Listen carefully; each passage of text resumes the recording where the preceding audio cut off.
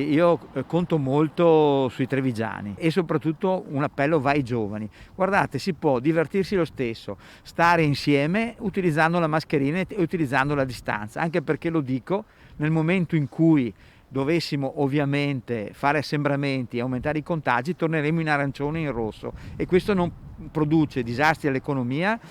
ci fa solo ancora isolare, questo non serve a nessuno. È un appello alla cautela, quello che arriva dal direttore generale dell'ULSS 2 a poche ore dal ritorno al giallo e dal rientro a scuola per tanti studenti, mentre l'Istituto Superiore di Sanità certifica come la seconda ondata in Veneto, peraltro ancora in corso, abbia provocato 6.528 decessi da ottobre a gennaio contro i 1.949 della prima, un dato che pone la regione subito dopo la Lombardia e prima dell'Emilia-Romagna. Ovvio quindi che ci sia apprensione in un momento in cui i vaccini dovrebbero correre più del virus. Bene quindi l'ok di AIFA, l'Agenzia Italiana del Farmaco, nei confronti del siero AstraZeneca, nonostante la raccomandazione di somministrarlo in via preferenziale ai soggetti tra i 18 e i 55 anni. Il fatto di aver limitato l'età va benissimo comunque perché potremmo utilizzarlo ovviamente noi e i medici di famiglia che il 3 di febbraio li incontriamo, quindi anche loro con noi daranno una grande mano per la vaccinazione di tutta la popolazione. Insomma, fa intendere Benazzi, non ci sono problemi per la campagna vaccinale prioritaria,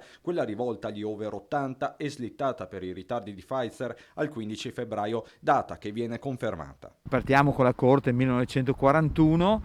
adesso arriveranno le lettere o le chiamate comunque ai destinatari e faremo nei 20 punti all'interno della provincia di Treviso, di cui 8 sono già consolidati, 12 li stiamo perfezionando con i sindaci. Consegne permettendo, la macchina vaccinale dell'ULSS 2 è pronta a garantire grandi numeri. Noi pensiamo di arrivare, se abbiamo il numero adeguato di vaccini Pfizer o Moderna, a vaccinare anche 3, 4 mila, 5 mila persone al giorno, perché chiaramente così finiamo prima e andiamo ovviamente a proteggere la popolazione che è a rischio.